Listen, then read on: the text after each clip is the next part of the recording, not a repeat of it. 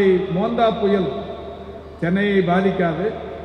இன்றைக்கு வானிலை ஆராய்ச்சி மையம் மிக தெளிவாக சொல்லியிருக்கிறது, மழை மட்டுமே சென்னைக்கு வரும், புயல் பாதிப்பு இருப்பதற்கு வாய்ப்பில்லை என்று சொல்லப்படுகிறது. அப்படி வாய்ப்பு இருக்கிற சூழலில் கடல் கொந்தளிக்கும். கடல் கொந்தளிக்கும் போது ஒரு 1.5 மீட்டர் அளவுக்கு ஒரு 5-6 அடி உயரத்திற்கு கடல் அலைகள் எழும்.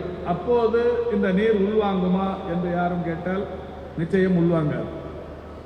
இந்த அடையாற்றில் வருகிற நீராக இருந்தாலும், கூவமாற்றிலிருந்து கடலில் கலக்கிற நீராக இருந்தாலும், பக்கிங்காம் கால்வாயின் வழியே வந்து கலக்கிற நீராக இருந்தாலும் அப்பொழுது கடலில் கலப்பது என்பது கடினம். காரணம், கடல் அலைகள் சீற்றத்தால் இருக்கிற போது, சீற்றம் இருக்கிற போது இந்த கடலில் போய் ஒட்டுமொத்த நீரும் உள்வாங்குவது என்பது கடினம்.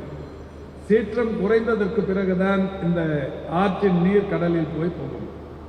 கடல் சீற்றத்தின் போது ஆற்றில் இருந்து வருகிற அந்த முழு கொள்ளளவு நீரும் கடலில் கலப்பது கொஞ்சம் சிரமம். அந்த மாதிரி நேரங்களில் மட்டுமே குடியிருப்பு பகுதிகள் பாதிக்கும்.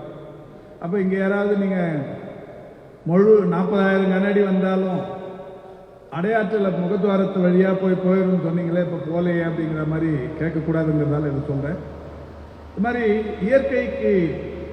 இயற்கை நமக்கு மிகப்பெரிய கொடையாக தந்திருக்கின்ற இந்த மழையில் சின்ன சின்ன பாதிப்பு வரும்போது நம்ம அதை சரி பண்ணிக்கணும்.